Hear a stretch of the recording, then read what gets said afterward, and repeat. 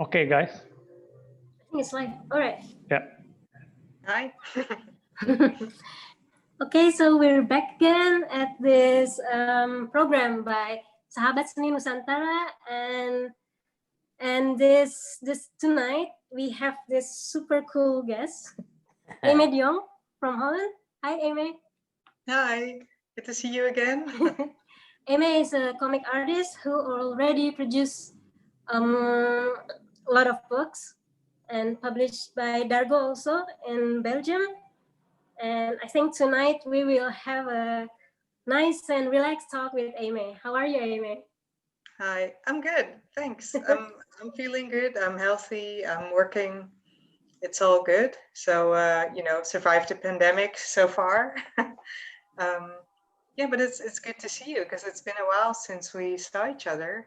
Yeah, it's been a while. I mean, I think for the last couple of years, every time I go to Europe, we would meet each other, and it was nice. I mean, it was nice to catch up with friends all over the world. But now, how do you cope with the situation? I mean, you usually go abroad for events, for festivals, and now you have to stay home for a year. Yeah, you're right. That's one of the hardest things for me, to be honest with you. I really enjoy the traveling part of my profession because, as you know, when you make comics, you're just spending days and days behind your computer or behind your drawing table. You're not seeing anyone. You're not seeing any sunlight. You're just working. And then it's just so nice to go to a festival, for example, or to go out to comic book shops and do signings, meet other people. And that's the thing I usually look forward to. And now this year, all the festivals I had planned were canceled. I had some trips to Spain. I had some trips to the UK. They were all canceled. Even had a signing session in the United States that was canceled. And I can't complain because it's, the most important thing is health, of course. But I have to say that now that I'm just drawing full time, it gets a bit boring at times, and I really long for trips and for seeing people, for meeting people. Yeah. So I mean, now that you are a world-class artist, you are a world-acclaimed artist that you go anywhere. I mean, how did you start all of this? How did you start what you do now? Oh, gee, because I know you used to study animation, if I'm not mistaken. That's right. But actually, I always, even as a little girl, I wanted to be an author of comic books. I was always drawing.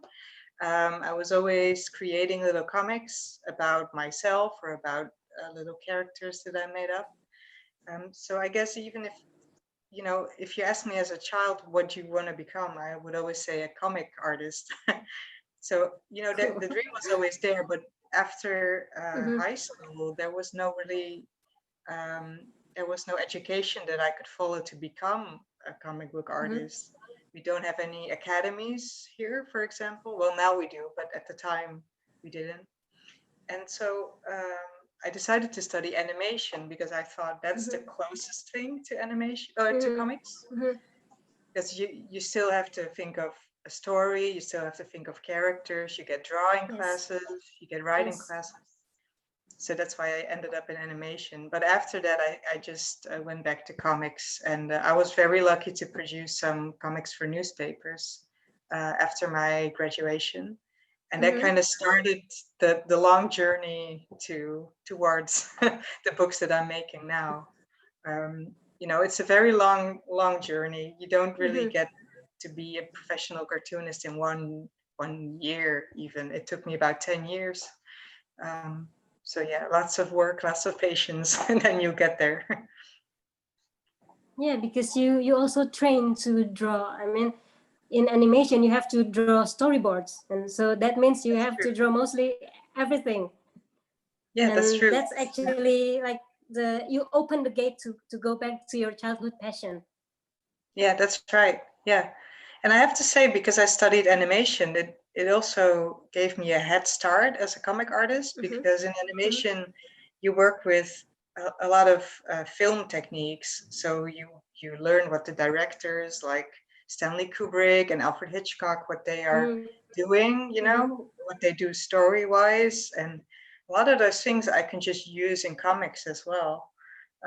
So often I don't really look at my work as a comic book, but more as a film on paper. And that always helps me to just visualize the scenes.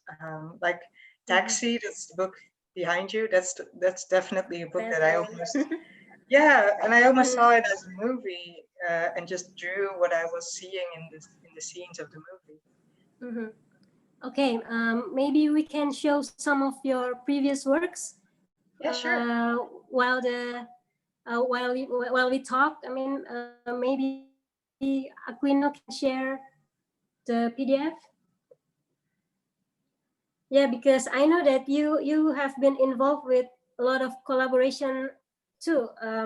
It's like you drew the. Maybe this first. Yeah, we can start with this because this goes back a while. This is from I think 2000, beginning of 2011 probably, because this series was made after I graduated, and the character that you see here, that's me, without the glasses. Look, it's me.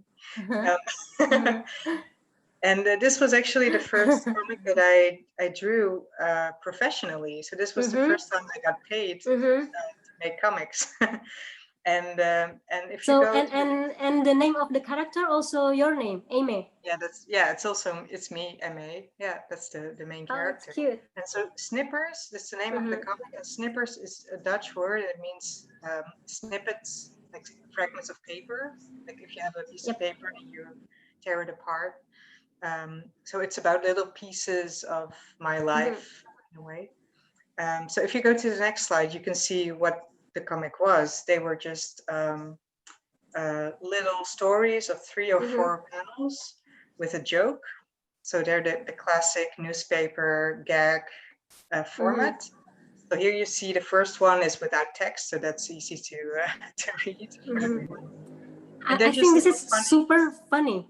I think this is super funny, really. I mean, it's not like you rolling on the floor laughing, no, but it's like you laugh a little laugh, but it's still very funny. Thank you. I guess that's what I was going for. I just wanted to make people smile, I guess. So just little short stories with a funny twist at the end. And for example, the one that you see at the bottom, that's about my boyfriend. Sometimes he was a part of the comic. And so sometimes I use friends to play a role. I mean, this is very nice because I also start my comic by drawing about my own life. I think it's very good. I think we have to start everything with something we are really relate to. Like yours now. Yeah, and it's an easy way to start also. It's easier than fiction, I think, because you always have ideas, you always have situations in your life that you go through and you think, oh, this is just so funny and this is so weird. I have to do something with this. So you can go to the next slide and there's another one. It's, it was fun to do. I quit after 5 years. I quit the job because it was a daily newspaper that I made it for. So I had to make one of these every day. And that, after a while, that's too much work. And I kind of ran out of ideas. I kind of ran out of jokes. So I decided to send them an email and resign.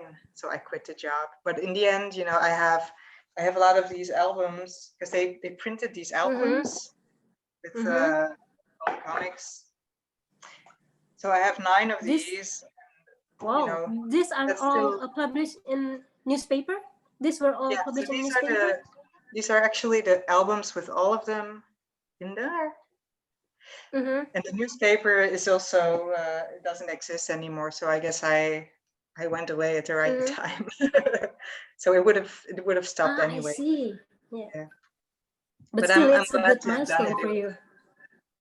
Yeah, yeah, it was a great experience. I mean, I'm glad I did it, but I'm also happy to now have moved on to a different type of comic. This is super funny. I mean, the struggle with makeup. Yeah, I mean, we Yeah, all do that.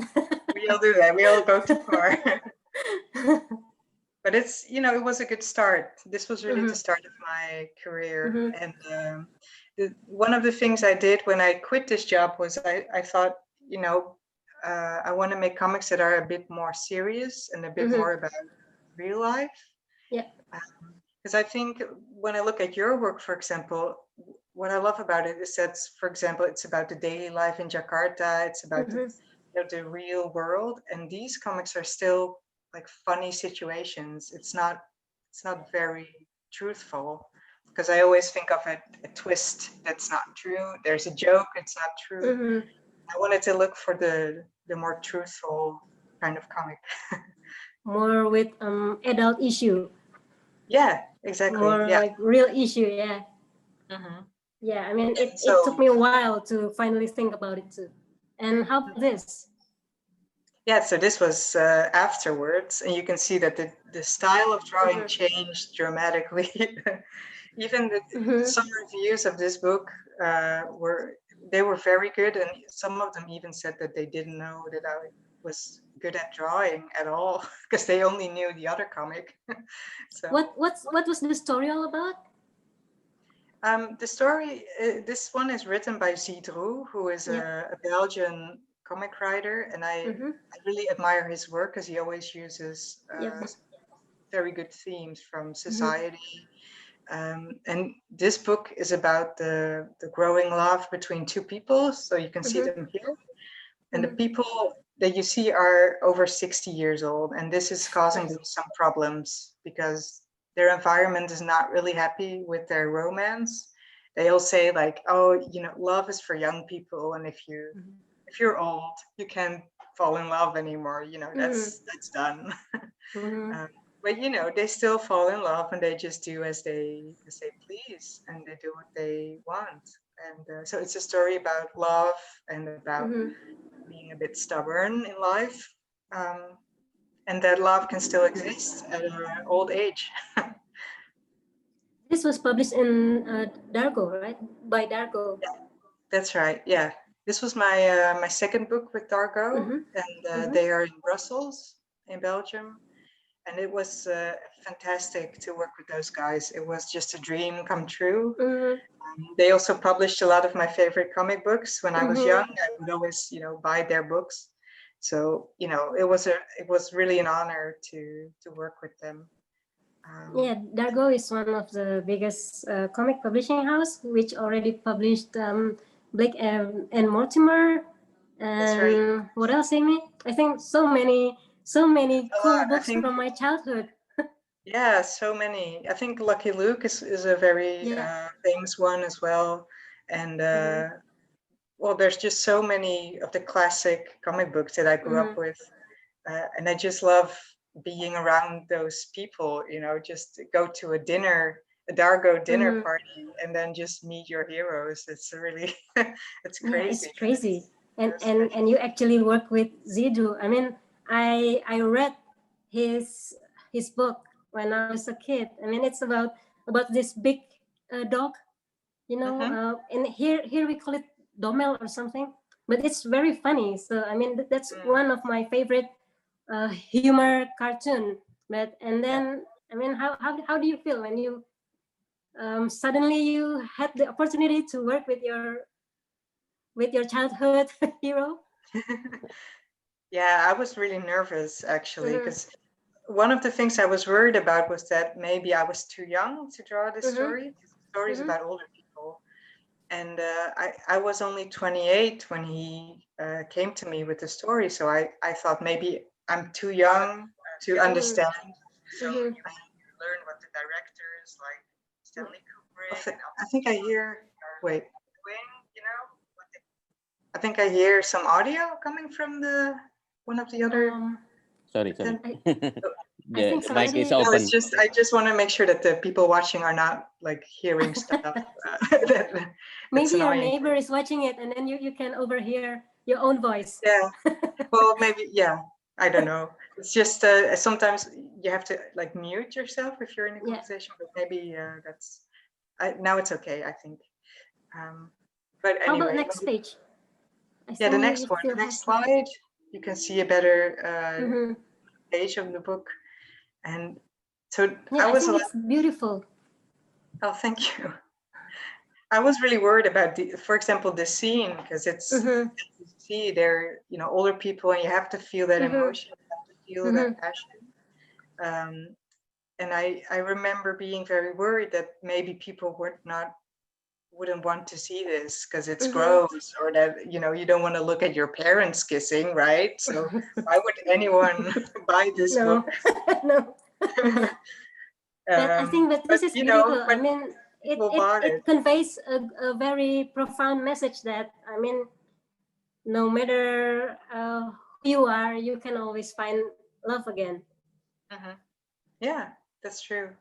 And it was received very well. It was, it was selling very well. People wrote very positive reviews. So in the end, all my worries just faded away. And yeah, it was great. And these scenes are now one of my, some of my favorite scenes I ever made. So. Yeah, I really like it. And how did it go with Zidru? I mean, he mostly approved on your first review. I believe. I assume he approves everything on your first review. No, he doesn't. No, but the thing is, people often think that if there's a writer and an artist, the writer writes the script and then he sends it to the artist, and the artist draws, but they don't communicate at all afterwards. That's what most people think. But what we did was we were very open to each other. So he sent me the first drafts. I gave him some feedback. When I sent my first drawings, he gave me feedback. So it was just getting a real collaboration. Things were really going back and forth. And that was great because I felt like I could always send him an email with some drawings if I was insecure, and he always had good feedback. And he was sometimes very strict. So sometimes he just said, "This is not a good image," or "This they seem too old here. They seem like 80 years old, but that's not what we're looking for. So change it." He actually had some comments about the guy's butt, because there's a scene where he's completely naked and you can see his butt. And he said, "It's not a good butt. You have to do more research."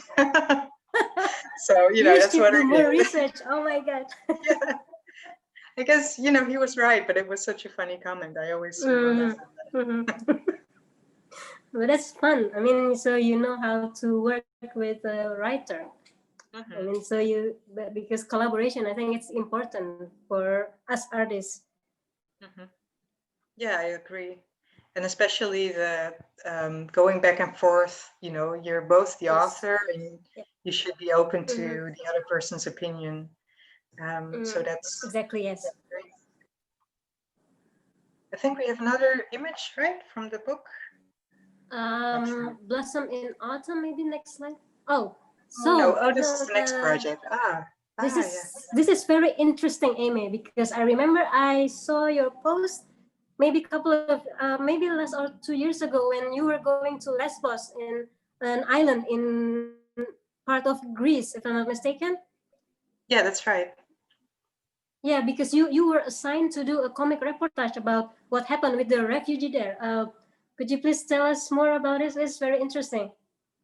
Yeah, sure. So so this drawing that you see here, in Dutch it says de wachtkamer van Europa, and it means Europe's waiting room. And so that's the title of the story. And I was asked by a newspaper here to make a comic reportage about the refugees on the island of Lesbos, because cameras are not allowed inside the camp. So journalists with cameras, they are not allowed to come in. So there were very few images from the camps.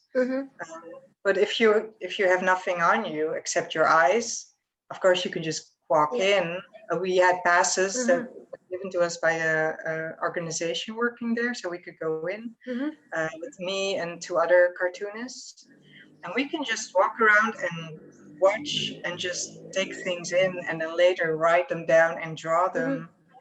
Sometimes we just took our sketchbooks with us and drew things. So we would look at the environment, or we do portraits of people.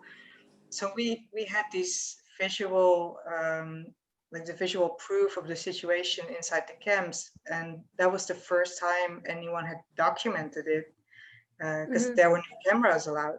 So it was a very special project, and we published them as comics in the newspaper. But it was also, it was a very crucial thing for a lot of people, because they could actually see how the refugees were living for the first time. And so I think if you go to the next slide, you can see another example of the comic that I made. How long were you there? How long did you have to do your research? I was there 7 days. Okay. Yeah, I have to say that 7 days was the maximum for me, because it was just very hard, very emotional, because the people who live there, so to explain the situation, the people who live in the camp are waiting for the procedure to start, and the procedure will tell them if they can stay in Europe or they have to go back home. And home is usually Syria or Afghanistan or Iraq. But the thing is, there's so many people on the island waiting that the waiting list is now 1 year or sometimes 1.5 years. So they're put inside these camps to wait till the procedure starts. And it's a terrible state to be in, because for a year long, just imagine waiting and not being able to work, not being able to study, being able to go to school. Just hang around basically for years and not know for years, if you can stay. Yeah, it's really sad, and they don't have any belongings when they get there. They have no money, they have nothing, and they have all these traumas in their heads. So that's it's very terrible. And for me, after a week, I really had to take a break and take it all in. And actually now, this week, one of the camps burned down, Moria. It's terrible. All over the news. Yeah, it's a nightmare, because those people, they didn't have anything at all, but now the camps burned down. Now they don't even have a place to sleep. So they're all lying on the road, sleeping. It's a disaster. And I really hope that Europe will change things soon. And maybe, who knows, maybe this comic will help, to document. How did readers respond to your work? I mean, how did Europe respond to this? Yeah, we had a couple publications, not just me, but also the other cartoonists. They made their own comics, and we had publications in newspapers all over the world. So even in Greece, even in France and Germany. So that was great. So people responded very well to it. And I can't say that it changed anything, but what I do notice, for example, the people that we portraited, like the people in this picture, they just really love to sit next to someone who would draw them and look at them and ask questions, because nobody really asked them questions. And they really enjoy just talking with someone who would take them seriously. So even if it's not changing things on the big scale, I think, for the tiny moments that we gave those people, they felt valuable, and they felt heard. Yes, and they feel heard. Yeah, that's it. Yeah. And the fact that you're drawing someone, it's a very intimate thing to do. And you know this because you draw a lot of portraits and you draw from life. There's some magic happening if you're sitting opposite of someone and you're drawing them and you're looking at them. So sometimes people just start crying, and it shows how intimate it is, and it shows that you can connect to someone without any words, even just by the drawing. And a lot of drawings I also gave to the people because as a gift for their time or just as a present. So it was a very special trip and a very special project. So this was published in English too? Yeah, it's still online. You can see it on my website if you go to the comic section, and you can see the whole comic online. Okay, thank you. So maybe we can move to the, now this is what we're waiting for. So I mean, this is your last publication, I think, last year in March, if I'm not mistaken, March 2019. Yeah. So I think this is very, very, very touchy. I mean, I read because you actually share your experience on the street everywhere, all over the world. Yeah. Could you please tell us more? Yeah, it's a book about taxi rides, so that's why it's called Taxi, and it's a compilation of trips I made. One is in Jakarta, as you can see on the image. This is definitely Jakarta. One trip is in Jakarta, the other one is in Paris, another one is in Washington, and another one in Los Angeles. And every time in each story, I'm on the back seat of a taxi. So, and I'm just curious. So this is your first impression about Jakarta. I mean, you haven't been here before this trip. No, so the trip that I drew, that was the first time that I was in Jakarta. It was a couple of years ago, and so I was invited for an exhibition, but it was also part vacation. So it was part work, part vacation. It actually was the first time that I went to Asia, like that I went to the south of Asia. So everything was new to me. You know, the climate, the people, the lovely smell outside, the smell of cooking, the smell of spices everywhere. And you know, it was really overwhelming. I remember the first days I just had to retreat in my hotel room just to get it all in. Jakarta, especially, it's a city where so much is happening in terms of traffic, in terms of smell. I know, so many sensory stimulants, like lights, visual, sounds, audio, sound. everything. Yeah, it's very different from Holland. Holland is just a very quiet place compared to Jakarta. But your father is from Jakarta. Yeah, that's right. Yeah. So that's a bit of a difficult story because my family is part Indonesian, but they come from the Dutch colony, of course, when Indonesia was still a Dutch colony. So I cannot really say that I'm part Indonesian because the independence of Indonesia was after my grandparents left. So it's a really difficult thing because my family comes from a country that doesn't exist anymore. It's the Dutch Indies. Yes. And it stopped existing in the late 50s.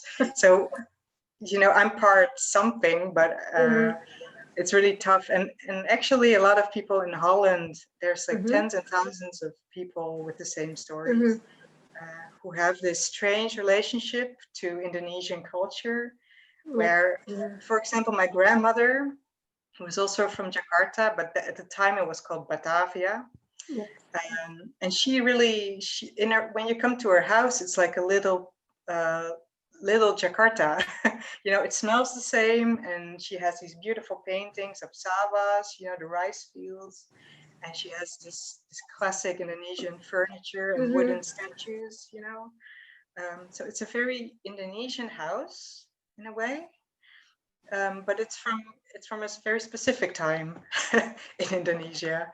And for example, she's a Christian, you know. Right now, when I went back to Jakarta, you know, Islam was the main religion, and that's one of the changes that the country has been through.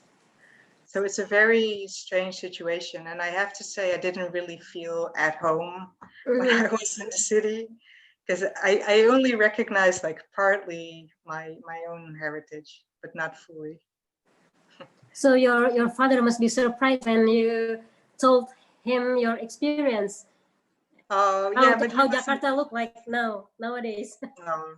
Well, my grandmother was really proud. Yeah, unfortunately, my father passed away years ago, so he didn't see the book. But my grandparents were still alive, and they really loved it. And they were very curious also of what the country looked like now. So I showed them a lot of photos. I showed them a lot of drawings. Yeah, they really loved it. Yeah. Yeah, and I'm really interested with the dialogue you have with the Jakarta taxi driver. I think we can see in the next slide. Yeah. Yeah, this is, but I mean, this is the real depiction of how this city looks like. Yeah, this is let's see, this page. Oh wait, I have to check because this page is actually in a different city. Oh, I this mean, one it in looks the Paris, same, yeah. but it's hang on. No, because I remember there was a page where I think here I'll show you on my book. Yeah, there that's was a better. page when you had a conversation with the taxi driver, and the taxi driver asked you if you were from Holland, and then you said, yeah, but my father was from Jakarta, and then he said, yeah, my father was from Holland. I mean, that's a very strange coincidence. It is, yeah. It's so special. Yeah. So this was the page that you're seeing is a different scene. That's in Paris, but what you're talking about is, yeah, that actually happened on the way. Yeah, that's it. Yeah. Yeah, this one. Yeah. Yeah, and this actually happened. So this was just a recording of a real conversation. Yeah, and so the whole book is about these special conversations with drivers, because those people see so many people in a day, and they talk with everyone. So they're very smart people. They know much more about the world than most people would think. And actually, I always mention that I'm from Holland. And usually they say, oh, from the football, Cruyff, who's a very famous soccer player from Holland. Yes. But the driver in Indonesia was the only one who said, well, that's difficult because, Holland colonized Indonesia for so long. And then he said, yeah, my father is from Holland, and we had this strange connection. And I really enjoyed that talk because he really opened up about his own father, about the funeral of his father, because he just passed away. So it was a very open and special conversation, and that was the first conversation I ever had in Indonesia. So it was a good start. And I really like the way you created the plot, the story plot. I mean, it's not linear, and sometimes you put like how do you say, like a part of Jakarta story, and then suddenly it's Paris, and then suddenly it's Jakarta again. Maybe you can tell us your process of doing it. Yeah, sure. Yeah, so yeah, you're right. So we have basically 4 cities in the book. Yep. And the first thing I thought I would do was just go from one story to the next, to the next, to the next, and then that was the book. But I figured that was a bit boring because then you just have the chapters and you go down the chapters and nothing is really happening. And I realized if I just take the first story and then take a little bit of the second one, a little bit of the third one, a little bit of the fourth one, and then go back to the next step in the first story and the second and the third. So you get a cliffhanger and you get little pieces of each story. And the beautiful thing about that is not only are you excited to keep reading because you want to know how this ends, but you also start to connect the different stories together because some moments are the same, some moments are different. I talk about religion at some point with one driver, and I talk about religion with another one. So there's these beautiful little connections that are happening.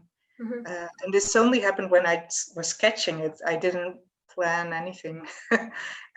So when I was sketching, I thought, wow, this is actually a great format for the book. So maybe we can see your sketches. Yeah, I made some sketches and I sent them to you. Let's see if we can go there with the slideshow. Yeah. So actually, they're my diaries. This is a very personal look into my my diaries. Wow. So what I usually do when I'm on a trip is I take a little sketchbook with me. Mm-hmm. I keep a diary, not Mm-hmm. every day, but just when something interesting happens in a different country, different conversation, you know, I often think, oh, I want to draw this. I want to remember this. Mm-hmm. So what I do is I draw these conversations out as if it was a comic. Like, as you can see, the one on the top here, Yeah. it shows a conversation that I had in Spain, in Valencia. Uh-huh. And it was there was a girl at my table who came for my books, and she told me that she had a disease, and that made her very weak. So she couldn't walk very long. She couldn't stand up very long. She was just lying down in bed most of the day. But she was really positive, and she was just so happy to have comic books because Uh-huh. that made her travel. Comic books were her window to the Mm-hmm. world, and I loved that. So I just made a very small Mm. note of that conversation. And this is what I also did in the one behind that. That's one of the taxi stories. And this Okay. story ended up in the book as well. So as you can see, I'm just drawing it as a comic, Mm-hmm. and Mm-hmm. this one I could almost just literally use as a storyboard for the for the taxi book. And it shows you that these stories have really happened. They're really based on my Mm-hmm. diaries. Yeah. But So most I mean, people in a diary they it's write, and I good. just draw comics. I mean, but it's good. So you collect memories in sketchbooks. I Yeah, mean, yeah, that's that's it. important for us artists. Yeah, I think so. Yeah, and I always do it right after I experienced it, so I don't wait for 2 or 3 weeks. I just do it right Mhm. away Yeah, because you know how memories work. You know they change exactly. if you Mm-hmm. wait. Mm-hmm. You make it a beautiful narrative. You try Mm-hmm. to make it a better story. But by doing it right after you experience it, you don't lose many Mm-hmm. details. Do you So yeah, show so this to your Do you show this to your publisher? yeah, I did. Yeah, I showed it, but it's not always very readable. Mm-hmm. Sometimes it's very sketchy. So I Mm-hmm. also sent him a better version. I was wondering if you do the same thing, if you keep a sketchbook for yourself, like a personal Mm-hmm. sketchbook. Yeah, but I do. But I think I'm not as diligent as you. I mean, I think you write more than me because Okay. sometimes I take picture and sometimes I just and then when I forget and then okay leave it. I mean, if I forget to draw or if I forget to take picture and then I'll leave it. But Okay. yeah, but sometimes when I get back home and if I still have the memory left, I would write it Mhm. down maybe on my phone. And I mean, I'm not as organized as you. Sometimes it's just scattered everywhere. Yeah. Oh, that's fun. Yeah, that's good. That's nice to know how different artists work and how they. Yes, yes, yes. Yeah, it's always fascinating to hear how you do your process, and maybe and also on the next slide we can see more process Yeah. of taxi book Hmm. because I think this is important. We have because process is what makes your work like this. I mean, it's Yeah. always a important thing we have to endure. Yeah, definitely. Yeah. And it's, people always see the final product, right? When they buy a book, Yes, all they see is the exactly, final product, but they never exactly. see what came before, Yeah. which is sometimes is a real struggle. I So mean, I'm always well, very happy to show these things, yeah, to and show people this that what it's not makes easy. exactly, and this what makes us or artists human because sometimes we just think, oh my god, they are like godlike because they can produce such uh, incredible artwork like that, but they Mhm. just don't know the process They behind don't it. know. They just don't know. Mm-hmm. Yeah. No, it's a long process, and usually in my case, I work with 3 stages. I work with Yeah. thumbnails, which is a very Uh-huh. rough sketch with just Okay. little balloons with text Mm-hmm. and then little circles for the persons. And then the next stage is the rough sketch, which is Yes. the thing you see here on the left. Yes. And then I always work in Photoshop. I always work digitally. So this first picture will be set in a layer, and I just make it a bit more transparent. And then on the next layer, I will trace it and make things more detailed. And that is what you see on the right. And there's no, so in between these phases, there's nothing. So this is really the sketch and the final drawing. And I always enjoy looking at the differences between them because, you know, I don't always go very far with the details in the sketch because I know what I need to do. Yep. So for example, the first one is a traffic light, and I know it's supposed to be a traffic light, so I just sketch it very roughly. Don't mind the perspective. I don't mind the background. I just needed to get there, and then I know, okay, now I have to draw a traffic light. So sometimes these sketches are very rough and very hard to read, like the one with the wheels. You know, without any context, it's really difficult to see what it is. I mean, you can see that it's cars when you look at the second version, but in the first version, it's black circles, half circles. True. I mean, as long as the artist herself still remember what the hell did I draw. Yeah, that's it. Yeah. Yeah, but that's true because nobody else has to see it. I mean, my publisher sees it, but he knows what I'm trying to say. And if my publisher can't read it, he'll just ask me, "What's this? What the hell is this?" Yes. But basically, me and the publisher, that's the only people who will ever see the sketch in this process. But this is interesting because I work like you more or less. I draw very loose sketches, so I hardly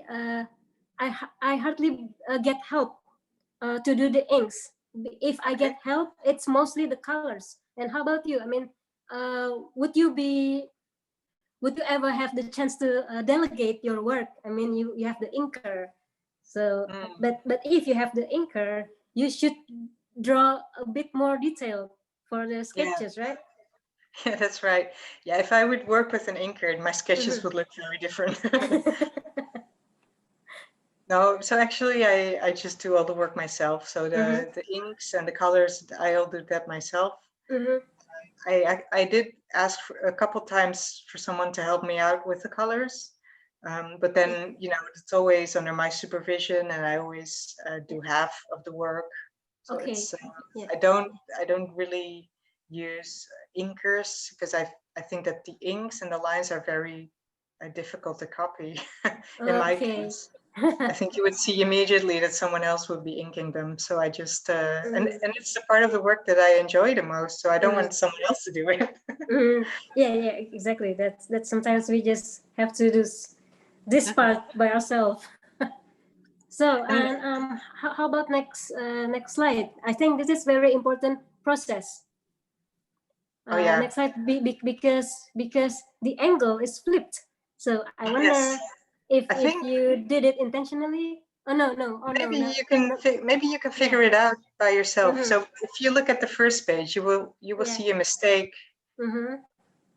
Can you see the mistake? Because this is in Jakarta, so because we are we drive on the right lane. Yeah, because we drive on the right lane. Yeah. So, you know, this was a classic mistake I made.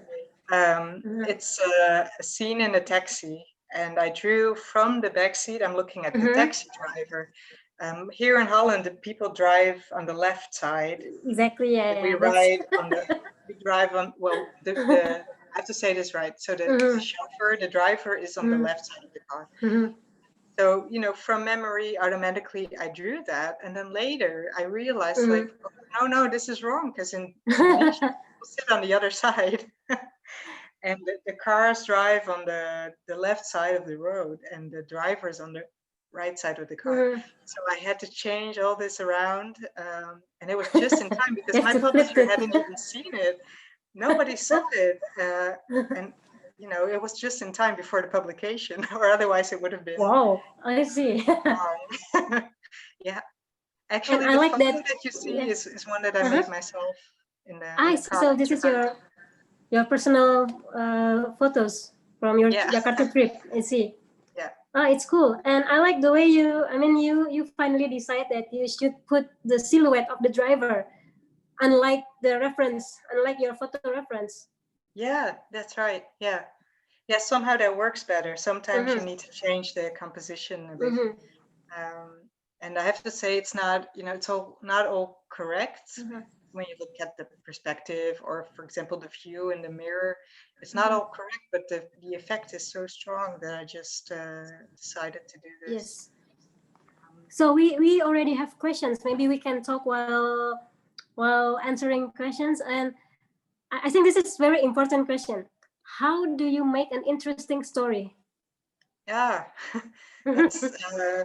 I wish I had the answer.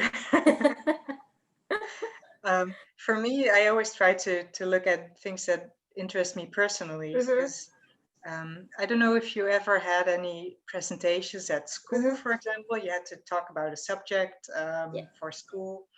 And I always noticed that if a subject was something that hit me personally, the presentation was so much better because I was invested in the subject, and I kind of took that with me in my books. So I only draw stories about subjects that I find interesting. And as soon as it's something that I don't really feel anything about, I just leave it, because I'm like, that's not going to be good. There's no way that if I make a book about airplanes, there's no way it's going to be a good book. So I would say, as a suggestion, always stay close to yourself. And if a writer approaches me with a subject that I don't like, I just say, yeah, I'm sorry, you have to find someone else, because I'm not going to be able to make this a good book. Yeah, it has to be something that interests us first. Oh yeah, yeah. It has to give you that little spark or recognition or something. And there's another detailed question. And why did you remove the cap from your sketch and your final drawing? He's not wearing cap. That's interesting, because in my head, I remembered that the taxi driver had a little hat that he was wearing because he was working at the airport, and it was kind of the suit that he was wearing. But later I found we took a selfie at the end of the trip, because he was really interested in me and he wanted to take a selfie. And I found that selfie on my phone, and he wasn't wearing it. So I thought, like, I was really doubting myself. Like, did I imagine the hat? Did I just think of that? Or did he put it off? Did he take it away? Anyway, I thought, let's just stick to the photo and just remove it all together, because I don't want to give him a hat that he wasn't wearing. So so I still don't know how I ever got to that hat. It's a mystery. That's funny how our mind works. Yeah, I mean, sometimes there's a memory that we didn't think that it was there, and then suddenly it was there. Yeah, that's true, and you're so sure that it happened, but it's you just made it up. And maybe maybe you can tell us about. I mean, right now I know you are doing a new project, and does it occupy you nowadays? And does it actually distract you from thinking about this pandemic? So do you focus on doing that because you want to dissociate from this crazy situation? Maybe, yeah. Yeah, I think everyone needs a good project to, distract yourself. So that's definitely happening. Yeah, I'm working on a new book. We also have a picture of it in the next slide. It's a book about a different time, so that's good. That was something I was very happy to have, because it takes place 90 years ago, 1930. So I wasn't alive back then. It's a story about our grandparents, basically, and it takes place in the United States. And the reason that it's interesting to me is because it's about climate change. And in the 1930s, there were these huge dust storms in in the mid-south of the United States. Mm-hmm. And these dust storms were the result of farmers plowing the land. And so there used to be beautiful grasslands, you know, beautiful green grass. Then the farmers came and they just plowed all the land, and the dust, the topsoil of the land would go into the air and form these huge clouds of dust. And those clouds became so dense that sometimes people couldn't see anymore. They were they were like black. And people that lived at the time said sometimes it was so black that if you close your eyes and open them again, it would be the same. Oh, so still black. you can It's imagine terrible. It's it terrible. was just Yeah. terrible, and it was an ecological disaster. I see. And a lot of farmers had to leave from because they couldn't live anymore. There were just too many dust storms. So this is about climate change. This is about a disaster that people created. And actually, when they left and when they stopped plowing the land, things went back to normal. So, you know, it was very clearly an effect of the human way of treating nature. And of course, it's a topic that is bigger than this. It's about the times we're living in right now. So. Oh, I mean, it's a very profound message that you're trying to share in this story. Yeah, it is. Yeah, and it's necessary, I think. More and more we're seeing the effects of the climate change. So, and you know, I was a bit scared of making a book that was very political about the subject. You know, if you make a book and people don't want to buy it because we have enough of that in the news. We don't want to read something fun. So I thought if I just place it in a different time, because this actually happened, this is a historical time. If I place it in a different time, then maybe people will be more happy to pick it up, and they won't feel judged. You know, they can look at it from a larger perspective and still understand the message, but they will not feel like someone's pointing their finger at them like, you did this. Wow, I mean, it's a beautiful thing to draw, you know, all the dust storms and the sand and the farmlands. Yeah. It's a lot of fun to draw. Yeah, we look forward. When do you plan to publish this? This should be in stores next year in April. Okay. So pretty soon already. Yeah. Wow. Well, well, I mean, you have all of our support to finish this. Yay. Oh, thank you. Thank you. Yeah, and speaking of finishing a book, I mean, I think it is something something that you should train. You have to endure yourself to finish a long graphic novel, especially in this era of social media, when you can share short story and then you can get instant response. I mean, how do you train yourself to just to have the stamina or just to have that focus to finish a long book? Oh, that's a good question. I don't think I have that much patience, actually. I get distracted very quickly.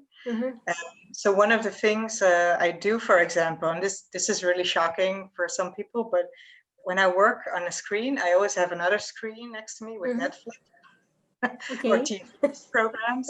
That's just, you know, running TV programs, podcasts and radio, because if I listen to something, my mind is occupied and I can keep going. And if I draw stuff, then, you know, I'll keep drawing because I want to finish the episode or I want to finish the talk show.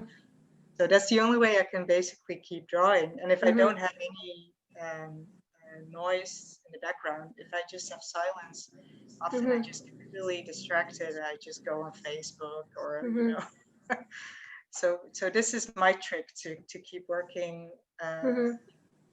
Some people need music, some people need podcasts or things or audiobooks. I don't know, but I guess that for everyone that's a different thing. Sometimes it is very hard to keep working on the same thing for years, I have to say. Yeah. Yeah, because book, I mean, it's the same thing. Yeah, graphic novels is needed. I mean, a bit like you have more information. You can create a more in-depth story, and you can build a more deeper character, because which you hardly find in shorter like comic strips of, as long, I mean, except if it's running for regularly, I mean, it's comic strip, but it's, you have a different approach in creating comic strips and graphic novel. I mean, that's actually what makes me want to question you. I mean, how do you have that, that passion? And maybe you can tell us more about your tips and tricks to work. But we have a very interesting question now from Pak Iwan Gunawan.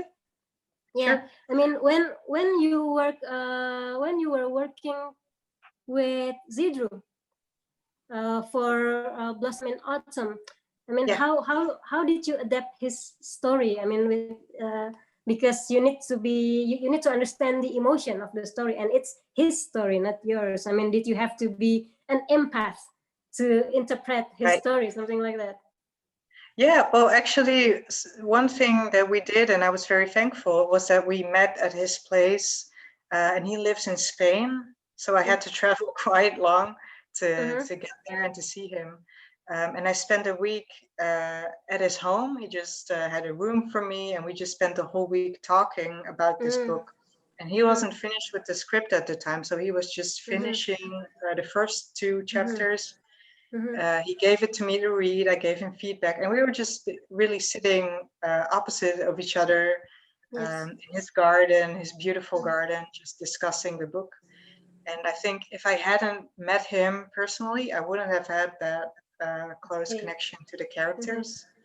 Because sometimes I understand that people, when you work with a writer, that it's impossible to meet each other. You know, sometimes someone lives in Indonesia and the other one lives in the United States, so it's hard to meet. But I really feel, for me, it's important to at least see each other once or maybe twice, so that you get a feeling of the character of the writer, and then usually you understand the choices they made.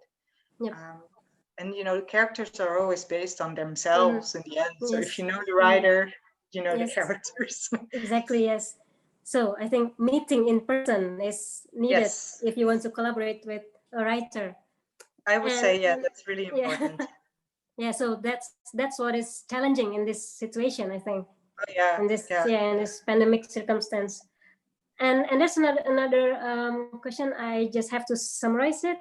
And about editor, do you use editor for Taxi? I mean, because you have so many different approach in doing page by page. Because, and how about this movie about when was this again? 1920s Great Depression, something. Yeah, that's right. And do you have an editor for your own story? Yes, so I work with an editor, and in case of Taxi, it was the publisher. It was also the editor, and he gave me a couple of ideas. You know, there were some scenes that I didn't know if it was clear enough. I didn't know if I communicated it well, so the publisher gave me feedback. But most of the story was intact, so most of it was just the same as I drew it. And for the book about the 1930s, it's also with an editor, and she's really great. She's with Dargo, and she's very professional. She can just really hit the spot, you know, with her feedback. Sometimes she sends me some suggestions, and I'm like, everything is just correct. This is how correct you are. She's seen so many books and so many edits that she knows what to do. And sometimes as an author, you can get really in a bubble, like you cannot really see what you're doing anymore because you're so close to the work. And it's nice to have someone outside of you with a fresh look that can tell you, well, it's working or it's not working. I'm sure you recognize this because, you know, sometimes you work on a comic for days or weeks, and it's hard to tell if it's any good. You don't know anymore. Exactly. Yes. Yeah. I mean, second opinion. I think it's very important to improve our work. And also, don't ask your parents or your boyfriend or your girlfriend, because they will always love it. You know, you have to ask someone who's not really related to you. Yeah, just leave it to the professional one. Yeah. And I think another important question from me. I mean, as we have mentioned in the beginning of our talk show, that we need outside, we need outdoor life to inspire us. I mean, and now that we are stuck at home, how do you keep your fire burning? I mean, when you cannot get stimulants from the world outside. Yeah, that's hard. I have to say that's one of the things that I miss a lot. You know, one of the things that's difficult as an author of books or movies or comic books is to make sure that not all the characters sound like you. Like in conversation, for example, two people are talking on a page, and if I write the scene, of course they will sound like me because I'm the author. But that's not realistic, you know, especially not in 1930s America. You know, those people were farmers; they don't sound like me. So I have to put my mind in their minds and then write the scene. But the only way you can place yourself in someone else's mind is to meet other people and to talk for a while and then see, you know, what are their perspectives on life? What do they think of this issue? Now, the only person I've seen this year basically is my boyfriend.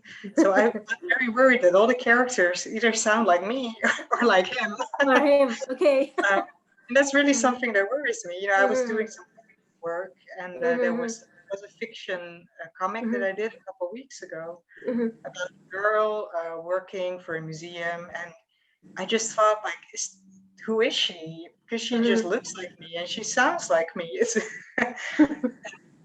It was basically just me with a different outfit, and I hope that I can travel again and just change that, because I'm a bit worried that all my characters will now look the same, and that's not.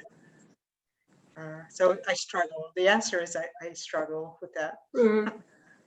Yeah, I know it's a very challenging time, but that's very interesting that you said that we need to meet other people to actually do our work, to actually put richness in our characters, because that's how we create characters. If we see so many people, I mean, now we only see our families, but I think for me I watch more movies, because movies gives you so many inspirations, so many different characters. I mean, well, that's the least I can do now. That's true.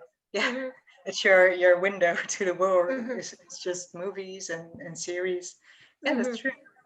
Yeah, and I did a lot of that too, but I'm always a bit double in, you know, I'm also scared that movies will influence me too much, maybe. But you know, it's during the COVID times, it was a really good way to interact with people, to watch, you know, watch movies, watch documentaries. There's so much to see right now, so it's a blessing. And this is how we interact too. I mean, this is like the new way of interacting with your friends. Like you have to. I mean, we have to see each other like this, but even though online, but still it gives us inspiration, more or less. I mean, I could learn a lot from you. I mean, a lot from what you just shared. I mean, I think this is important if we have more talks like this with different people. Yeah, and I really support also this channel, and I support interviews like this, because it's always interesting when two artists meet and they share their experiences, because you can just learn so much from other people. Yeah. So I think we already reached the end of our talk. Maybe. Sorry to interrupt. Lala, there is a question in Dutch. Okay. If you scroll the chat, maybe Aimee probably Aimee could pronounce better. I can translate for you. Yeah. Let's see. I'm gonna look it up. there is, let's see, there is something tentang sabits. I'm just scrolling through the chat now. It's really boring. Yeah. Hang on. I think it's this one. Ik heb een poster gemaakt voor actie SOS Moria, zodat Nederlanders het quotum voor toelating tot vluchtelingen zouden verhogen. All right. So let me just translate this quickly, because this is a message about the refugee camps in Greece. Yes. And the camp that burned down last week was Moria. It's called Moria. And so there was an action, like a, how do you say this? It's called SOS Moria, and it was like this thing on social media. If you share the hashtag SOS Moria to raise awareness for people there, and also for Holland to take in refugees that are now homeless. Yeah. So the person in the chat says that he made a poster to promote that that event. And I think that's great. I think that's very important. Yeah, because what a lot of people don't realize is that officially the Netherlands should take in those refugees, because we all signed a deal years ago. You know, it's especially for children. It's just it's a deal that the Netherlands made together with other countries in Europe, that we take in the refugees. But the problem is that there's so many that the procedures are just taking a long time. And basically what we want to do with me and other people of SOS Moria, what we want to do is just say, let them just come in, you know, skip the whole procedure, just let them come here and wait here for the procedure. Anyway, it's a bit of a long story, but it's, for me, that's very important, because I still feel connected to those people a lot. Yeah. And so just to reference the last picture that we viewed about the farmland and the sand, that's the opening image of the new book. So you just get a sneak peek from the new book. Yeah, we are so honored that we get to see the first page of Aimee's upcoming book. Yeah, it's beautiful. It's funny because in the chat, Paul Graffet is mentioning the painting of Andrew Wyeth, Christina's World, and that's actually one of the inspirations to my drawings. So it's funny that he saw the reference. He mentioned it. Okay. Good. I'm glad someone sees it. Great. Yeah, maybe some last words from you, Aimee, about what do we need to actually make our comic industry solid, like and how to, and again about graphic novel industry, what do you suggest if we want to start it, and if we want to reach like the European industry, something like that, to reach the European industry level? What do you suggest? Actually, I would suggest just to get a lot of practice done and to make books, even though you have to do it without any without money. Basically, if you just if you have no publisher, if you have no money that is earned through comics, you should still just make comics, because it's the only way you can learn is by doing it. And I realize here in the Netherlands there's a big new generation of comic artists, but often they're just waiting for someone to call them, you know. They're just waiting with their portfolios, like, oh, I hope Virgo calls me or Dupuy calls me. But that's not really the way it works. You have to just first make that book, and then maybe make another book, send it to them, and then they will see, hey, this person is able to make a book. Because it, you know, it's, for them, it's also a risk to publish anything. It costs money, it costs time, and only if they see, like, hey, this person can make an actual book, they will probably invite you over to talk. And it's really hard to publish a book based on just someone's portfolio, because they don't know if you can pull it off. So also, I think the most important thing is also try to understand the point of view of the publisher and the risks that they're taking to publish your work. That's important. They're just people, and they're just trying to find good work. Yes. And also maybe good advice is to, if you want to contact a publisher, always look up their catalog and see if your work fits at all. Because some publishers have a very clear a line of work that they publish. Sometimes it's more artistic, sometimes it's more commercial. And for example, if you're a very cartoony artist, you do a lot of funny comics, there's no use in sending it to a very serious graphic novel. Because they will say no. And vice versa. Yeah, exactly. So just be aware of the work that you're making and be aware of the work that they're publishing. And always, you know, these times are very good for artists because you can do so much online. You can publish it online, on Instagram, on websites. You can get feedback from people. So do that. Surround yourself with other artists. That kind of stuff. Yeah. I mean, so we just don't stop drawing. Don't stop. Don't stop learning to create a good work. Yeah, I think that's the most important for us. And one question. Also, sorry. To continue what Lala asked, is there a market for Indonesian stories in the graphic novel market in Europe, probably? And what do you think the Indonesian comic artists, if you want to? Yeah, you told about the research, the catalog, and how to read the publishers, but how the general condition in graphic novel market in Europe for Indonesian or foreign artists like us in Indonesia to enter the market, that kind of market? Yeah, that's an interesting question. So here in Europe, for a long time, the people were also very Europe-based. So the publishers would publish only the comics coming from France, Belgium, the Netherlands sometimes.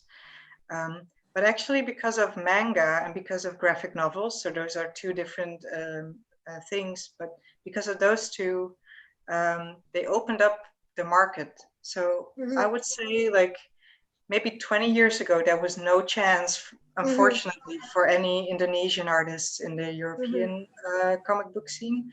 But right now, it's a very good time because they're opening up, they're looking all around the world. They're publishing comics from China, they're publishing comics from Japan. So that's, you know, that's basically Indonesia. That's like, you know, just as far almost. And so they're not really limited only to the European countries. And that only happened in the past 10 years, I think. So I would say if there's any time for Indonesian artists to contact the publishers, it's now. And the best example, of course, is Sheila, because Sheila actually visited Dargo with me when she was in Brussels. Yeah, last year. We went to the office together. I really envy Sheila for visiting Dargo. You know, spent a lot of time in Brussels and didn't have time to visit. They didn't have a chance to visit. So next time. Next time. But maybe Sheila can talk about this visit. It's great to hear that. I mean, this is the opportunity is now. I mean, so let's just get the pie. That's right. Great. So, I mean, it's so it was a great experience that Aimee took me to visit Dargo last year, and it was great to see like the office of my childhood comic books. It's crazy. So I hope for the near future, we Indonesian artists will finally publish some books with European industry. So and Aimee, and thank you so much for the extra time. I mean, I was just carried away discussing with you. It was so great Yeah, to so nice. hear. And a lot how of- about we Yeah. take picture of Yeah. all the attendees in this virtual room. So if Sure, you like yeah. the video is on, and also Yes. I would like to say hi to Paul Graffet with his comment, and I also spotted the reference of the painting. So and Oh, that's great. Okay. it's lovely picture, and I do think so. And hi, Paul Graffet in UK, long time no Hello. see, of course. And Dean Simon also from UK. Send me a Hello. picture of he watching us in YouTube. Oh, Watching you too, actually. yeah, it's so nice to see everyone. Right. So we take picture, Pak Iwan. This is Sheila's teacher, ya.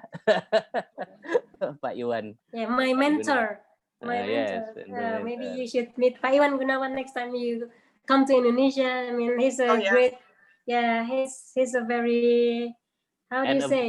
and a very he's a comic very researcher, and he has so many comics. He's a comic collector too. Like Oh, Hikmat. yeah, one of the best collector. Oh, that's Hi, great. Pak Iwan. Great.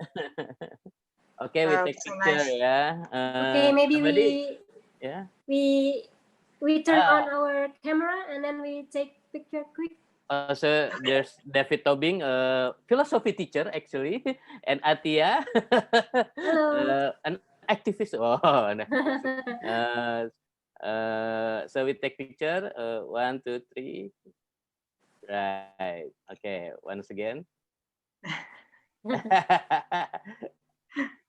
Okay. Thank you, Aimee. Oh, thank you.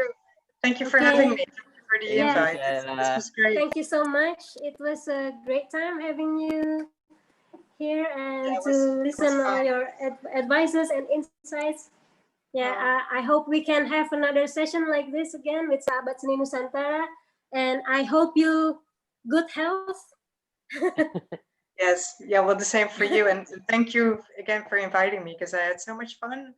And, you know, just to talk about this stuff is always very valuable, especially with someone like you, because, you know, you're one of the artists I admire a lot. And Thank you. I just really wish we could see each other in real life. But, you know, this is a good. I mean, I hope next year we can finally catch up again once this pandemic is over. Yeah, and I hope to visit Indonesia sometime soon. But you know, with the current times, I can't say when. Actually, Aquino said that he want to take you both to jungle. Oh my God! Okay, maybe I'll just stay home then. It's fun. It's like in the comic from Sheila, ya. Yeah. Terimbang baling. Okay. Yeah, it's cool. It's cool. So we bathe in the river. It's cool. Right. Thank you, Aimee. Thank you. Thank you all. Thank you, Lala. Thank you so much Thank for you. your time. I hope we can meet again soon. Thank you, Aimee. Thank you, Lala. Ya, terima kasih buat yang sudah datang. Thank you so much. Yeah. Terima kasih.